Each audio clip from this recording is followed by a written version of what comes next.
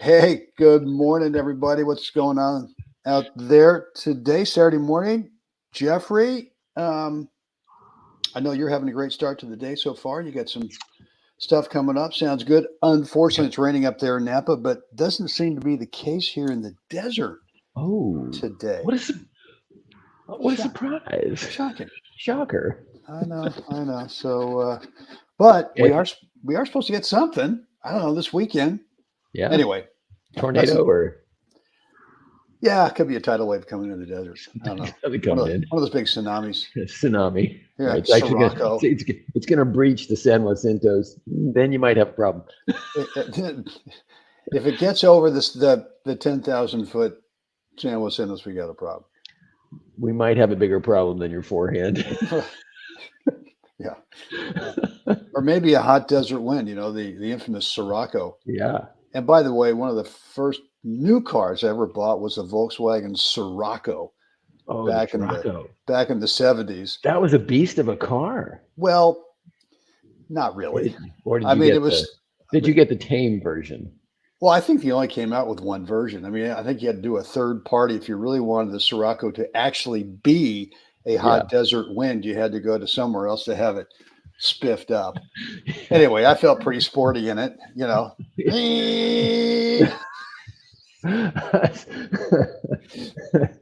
There was that restaurant we went to down there off El Paseo, and I ended up with a hot desert wind. Right. That's exactly right. Yeah.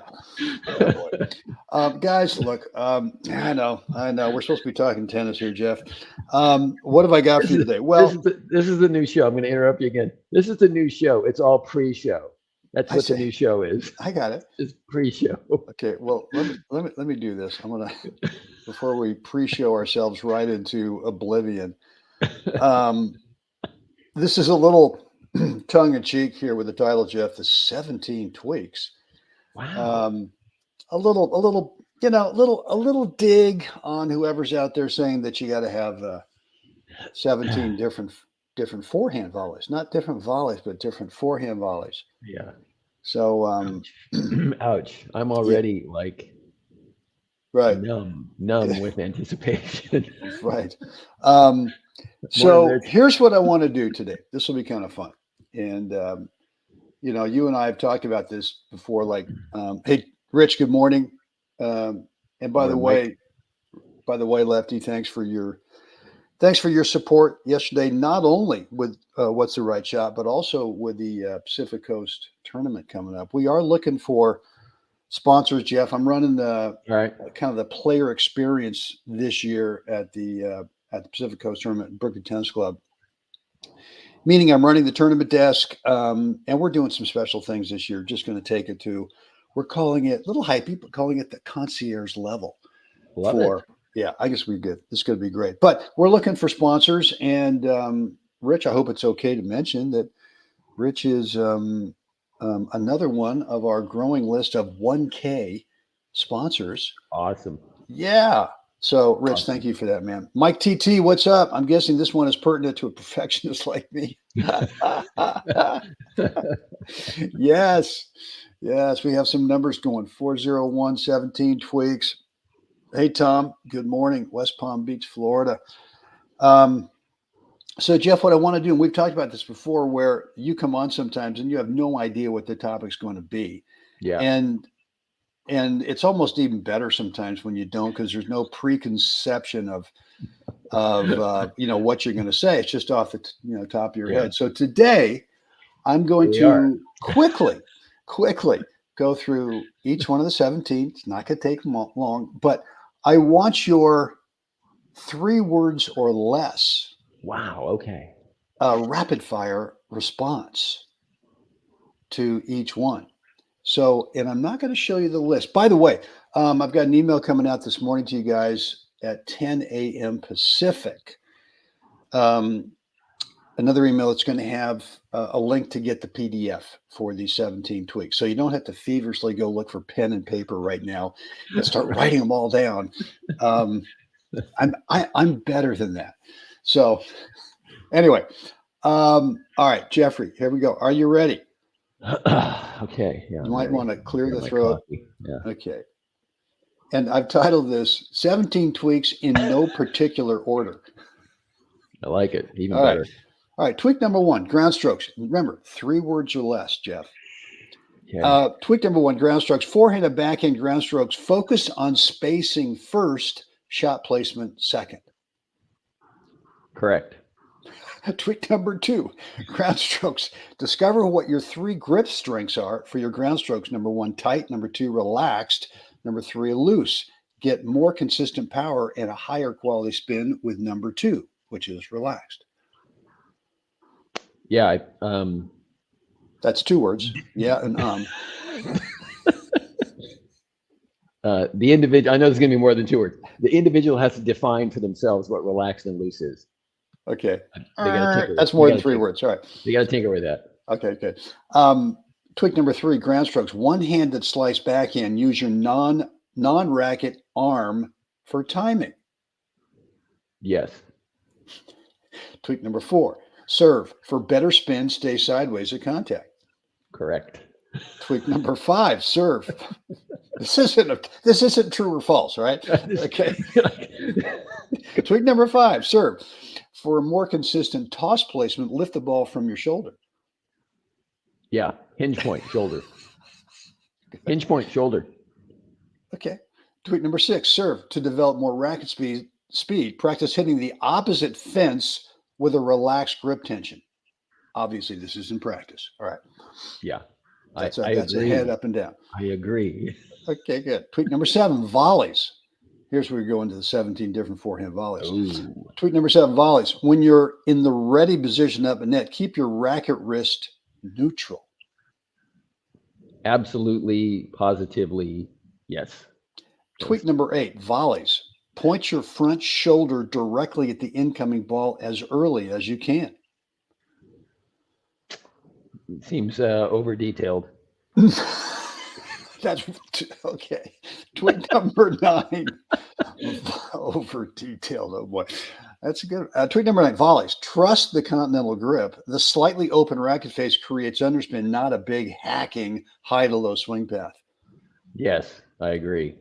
Tweak number 10, overheads. Boy, organize your. I feel like Johnny Carson with the. Or no, I feel with.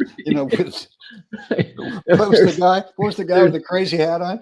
Yeah, well, with Karnak. Yeah. Karnak. So there's the other one. The BBC did the one, the world's smartest man in the world, and the guy asked the question of bollocks, and then correct. Okay. Well, it's hilarious. Anyway. Okay. Tweak number 10, overheads. Organize your footwork so the ball is not literally over your head. It's slightly to the side of your racket shoulder. You are correct, sir. There's Johnny Carson for you. There's 4. Correct, sir. Okay. Get us 4. That's right. Tweak number 11, overheads. Swing your back shoulder / your racket shoulder up into the falling ball with a soft grip tension. Don't pull the lob down into the court. Yes. Compress the ball. Over detailed. Compress the ball into the sky. Compress the ball into the sky. That's going to be tweak number 18. All right. Tweak number 12, overhead double strategy. Hit most of your overheads between your 2 opponents so that if another lob comes back, it's coming out of the middle of the court and from an angle not out wide, which makes your footwork much tougher. Yeah. I would agree. Okay. I love that. I would agree. 3 words or less. Good. Well, we can. Yeah. I'm going to come back to tweak number 12 when we're done because I think I want to nuance that a little bit. You want to unpack that a little bit. Oh, there's the hypey new age word unpack. Okay. Tweak number 13, return to serve. Unpack. No, I'm sorry. Tweak number 13, return to serve. Develop soft hands in your ready position so that you can quickly turn your shoulders. Tight or tense hands reduce the shoulder turn. Yes. Tweak number 14. That's fine. That's fine. Yes is 3 words or less. Tweak number 14. Return to serve doubles strategy to eliminate the fear of the server's net partner. Practice returning serve to the cross-court service box corner where the service line intersects with a single sideline. Yes, absolutely. Thank you. Tweak number 15, return of serve single strategy. Against serve and volley players, return serve to their feet with about 50% power so that you control that placement and give them no pace to work with. Make them play in the dirt. Okay, I think we could hyphenate some of those words to make it 3 words or less. That's good. Right. Tweak number 16, single strategy. Play a practice set or two where you play your ground strokes high percentage every time, which is cross court, because never go up the line even if the opening seems wide. Who do we know who does that? Okay, anyway, see what happens when you discipline yourself to go cross court on every ground stroke. This is a practice. And the last word is discover. I might want to reword that one. I wrote this in 2015, so there's one word. You have much more clarity now. Yeah, I do. And really, it should be practice set or two where you play your ground strokes straight up the middle. Okay, right. Okay. And tweak number 17, double strategy. Play a practice set or two where you serve only director at the returner's body so that you develop a mindset that you're not forcing yourself to have to hit unreturnable serves or aces every time. Yeah, I agree. Okay. You got to be able to hit all 3 targets, the 3 basic targets. T, body, wide, and you have to develop that. Well, look, I mean, I find now that and one of these tweaks was, I can't remember which one it was. Here it is, tweak number 6. And then I'll go back to, and I'll use this for tweak number 12. Yeah. Say that fast roll 10 times. Tweak number 6, serve. To develop more racket speed, practice hitting the opposite fence with a relaxed grip tension. So when I worked with Mr. Stowe, and this was when I could do this, I can't do it now, don't have the same racket speed when I was like 31. But he would have us on the baseline saying, boys, and this, he'd make sure that we were good and lathered up. We'd already been out there for a while, so the shoulder was nice and loose and warmed up. He said, let's just take, we're going to hit about 15, 20 serves as hard as you can and see if you can hit the opposite fence over there on a line drive. Yeah. And I could do it once in a while. By the time I got there, it would start diving a little bit. Now it's losing a little inertia. Yeah, what gravity seemed to be winning. I probably should have done it at 10,000 feet. That might have had a better chance. Oh, but, yeah. But anyway, so what he was trying to do is let's find your power source. And to me, what he was saying was the power source is, where do you want the toss specifically to be so that when you make contact, you've got the maximum amount of racket speed going through the ball at contact. And so that was helpful. I still do it now. I can't hit the back fence on a line drive, but what I'm thinking about is, let's see if I can just hit this thing just as hard as I can, 3 feet above the top of the net. And a lot of the time, it hits past the baseline, but there's other times where I'm trying to hit it 3 feet as hard as I can above the top of the net, and dang it, it's going in. It's going inside the service box. There's no intention of it, right? So now to go down to tweak number 12. Okay. Yeah. I'm going to stay on that for a second because I used to do something similar. Yeah. But I would just wander behind the baseline, and then just like as if I was on a baseball field. Yeah. And then I would just square to the court as if I was serving, but not necessarily at the baseline. I would just be somewhere behind the baseline, and I would just turn and square, almost like an outfielder. Yep. Throw ball. Yep. Square, toss the ball, and let it ride. So in my coaching experience, when you put a person up to the line, there's always going to be this thought process about wanting to hit it in the box, get it over the net, and all that. So I like to do things sometimes that take those preconceived restrictions off. And I found that this one works sometimes really well, is to get somebody to what does it loose, man? Let's just loosen this thing up and let it go. So we're no longer working to hit it hard, but as you described, we're trying to love it. I love it. I think that's great. And you're absolutely right. When you go up there, and even, even, and I've done that too. I've been on the court with someone. I just said, all right, let's just see where your power source is. Just hit the living crap out of it. I don't care Yeah. where it goes. Yeah. Let's not even, and when I say let's not even try to hit it in the box, they go, okay. Like they don't get it. Well, So because the box is approval, right. whether Right. they've done it correctly or not. And so you've got to eliminate those approval cues, Right. and move them someplace else, Yeah. So anyway, Well, and so before we get to tweak 12 is I think the follow up to that is right now what I'm doing is I'm just, I think I said that one where just serve to the body in doubles, just take a set and serve to the body every time. I just feel like now, Jeff, trying to go tee or trying to go out wide because the guy seems to have a better stroke on either forehand or backhand.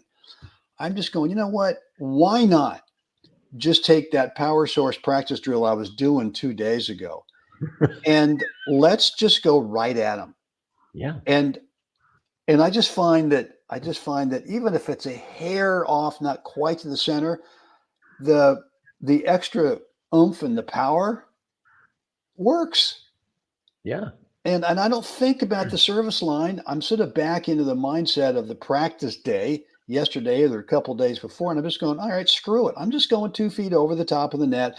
I'm going, and I find my little mark on the net. I can see it, or there's a crease right there in the tape.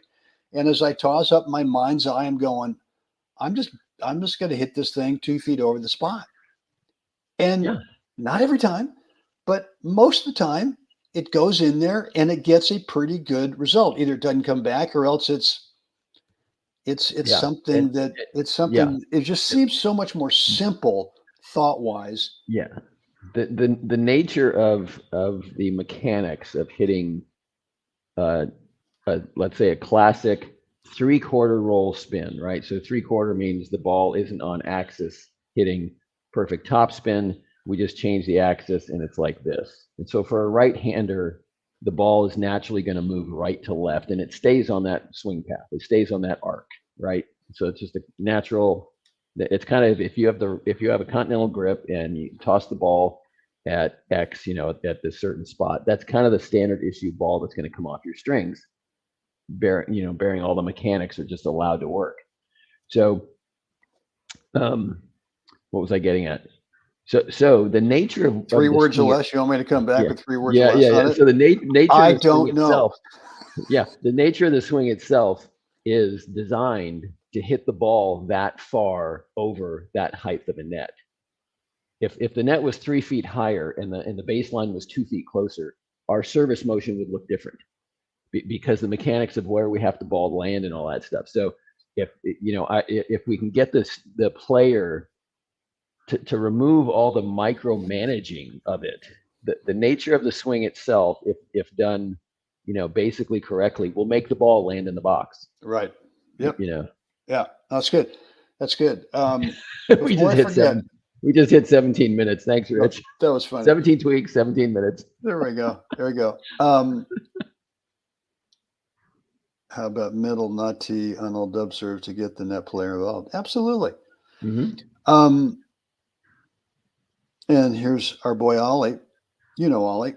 Ollie, right? I think you knew his dad. Or no, he knew your dad. He knows my dad, yeah. Right.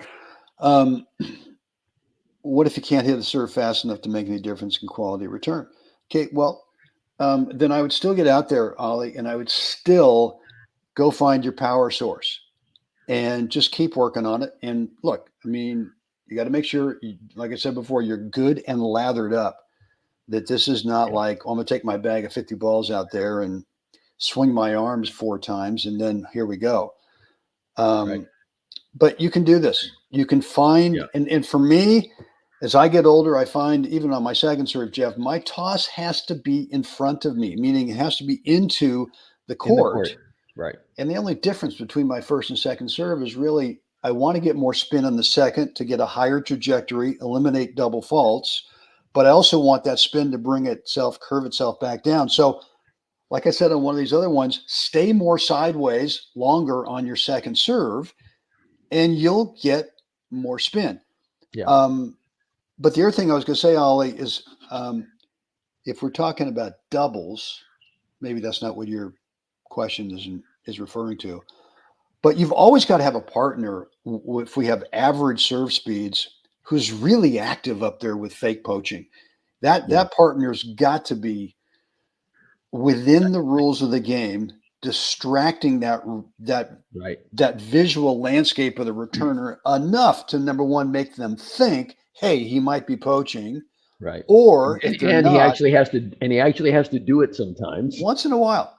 He's got to actually do it. Yeah. But the visual distraction can also slow the swing speed down to that returner. And the other thing I'd say too is that when pace is a issue, right? Because we all have, again, we age up, things slow down, blah, blah, blah.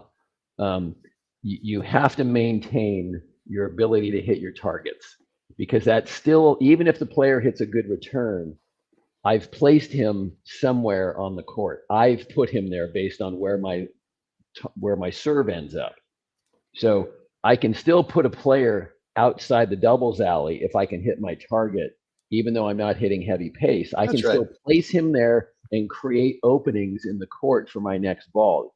Even though, the guy hits a great return, if I can put a racket on it, I have a place to hit the ball. So placement becomes just a huge priority as we age up, because we are going to lose pace. I don't want to forget about tweak number 12. Yeah, let's 12 it's been gnawing at me in the back of my head. So what I said was that overheads in doubles, play most of them in the middle. And I want to sort of dig a little deeper on it. I want to unpack that one, Jeff, a little bit. Oh yeah. Because it's been couched in a lot of confusion.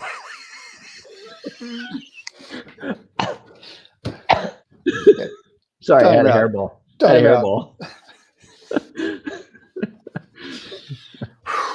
Okay, I'm trying to actually help players here, Jeff, and you're wow. Okay. So where was I? Tweak number 12, the doubles. Get your overhead. So let's say both of you and your partner are right-handed players, which is probably the most common doubles partnership. And all things being equal, if you've got a lob that's going up there and both players, your opponents, are both, let's say, back on the baseline, or one of them is back there and one of them's kind of retreating, right? If you play your overhead to your left, meaning to the deuce court, the chances are good that another lob is coming back. Let's just assume that the chances are good. Now what happens is the ball, you being a right-handed player, both of you, now the ball is coming back as a lob from your left. Right. And that requires some serious footwork on both of you, whoever's going to take it. And that's just an awkward angle to get around, and then to change the angle on it is tough. So that's why I say if both of you are and again, all things being equal, now it could be that all of a sudden you've got a short little lob and both guys are stuck over there on the ad side. Okay. Go ahead and play to the open take court. It out the side. Take it out the side door. Take it out the side door. That's right. If you've got proximity, you're close enough to the net. Take it out the side door. Call it good. Yeah. But if that's not the case, then either go in the middle or go towards the ad court, because if it's likely another lob is coming back, you want the lob coming back into one of your guys, you or your partner, cleanly right into your overhead setup. Right. So just a thought for the day on that. Yeah. And the other thing is it's okay if they touch the ball. It is. Everybody just relax. It's okay if the other people touch the ball on the other side of the net. Wow. Wow. Whew. I can breathe. Yeah. All right. Take it out. I know my hands are, I can't even, I was going to manipulate the video here, but there is no video today because anyway. Just a reminder, guys, I do have the 17 tweaks on a PDF for you. It'll hit your inbox this morning at 10 a.m. Pacific. And just a list, nothing fancy, but hope it's helpful. Hope it is helpful. Guys, what else is going on? let's Susan, you can learn a lot about your toss location from that serve drill. Yeah. Yep. Yeah. Where's the And sweet spot? do you know this guy, Gavin McMillan? I don't know. Yeah, he's a sports science guy. And I listened to an interview with him yesterday. And the interview was based on how he helped Sabalenka with her serve. Got it. Very And cool. he's got a place here in Irvine, Southern California, sports science, big, all kinds of professional athletes in all these different sports. He was a former D1 tennis player. And I think you'd love the interview, Jeff, because he just says, look, we hear all these things about what to do technique wise, but man, they don't make any sense at all. And here's something that I kind of had a takeaway about Sabalenka's serve, and he showed it in the video, is that when you finish the tossing motion, is that her left arm, her tossing arm, was kind of to her left. And he just said, biomechanically, that doesn't make any sense. And so he said, she needed really to finish with her tossing arm to the right. And he kind of went into the whole thing about, a lot of people were telling her, oh man, it's all mental. Right. This is a mental problem you've got, Arena, that you got to figure this thing out mentally. And it was really kind of funny because he was saying, if a coach or a teaching pro doesn't know how to fix it biomechanically, they then blame the player that, hey, you got a mental block. Wow. Right. It's your fault. Right. So anyway, I went out yesterday. I took my bag of balls out there yesterday and, got lathered up and started hitting some serves and just really focusing on that tossing motion, finishing to my right. So when you say finishing, does that mean finishing as you extend your arm up? Yeah. Right. Okay. So so you don't end up with the thing, your left arm rotating left then. Yeah, or even in the middle, even kind of where it's right kind of in, it's in front of you in terms of not in front of you. Anyway, it's so you're so the arm is lined up between you and the service box. Got it. And he's just saying it's got to be more to the right. Yeah. And he kind of he made a reference to throwing and pitching and this kind of thing, and didn't mean it derogatorily, but he just said, boys obviously play a lot more throwing sports as kids. Right. And so he was just saying that she was just never ever taught how to do this. Right. So not that she doesn't still double fault from time to time, but it's way better than and then he brought up the thing about Coco with Coco's 23 double faults, and yet she's still winning. So he was saying it's not mental. It's not a mental problem you have; it's a biomechanical problem you have. Right. And so Coco was just figuring out a way to win matches with 23 double faults. Right. Sabalenka kept getting the message that this is your fault, babe. You got a mental block on serving. Well, how is she going to play the rest of the match if that's all she's thinking about? Right. Anyway. So anyway, I tried it yesterday and it felt better. I mean, I had a little bit better alignment at contact. Now, whether that will show up today when I play some singles and or doubles, I don't know. We'll see. Yeah. All right, guys. Well, Jeff, that was fun this morning. Hope you enjoyed that. Yep. Hope it was helpful, guys. And again, 10 a.m. this morning, Pacific time zone. Look in your inbox. You'll get the link to the PDF of these 17 different tweaks. Cool. Guys, get out there today, man. It's Saturday. Good day to get out there. Even if it's raining somewhere or snowing somewhere and you can't get to the court, find a gym. God dang it. Go find a gym and just crack a great sweat. And what the heck? Do some shadow stroking. Do something. Yeah. All right, guys. Time for us to all get out there, help someone else have a great day. Gang, see you again next time.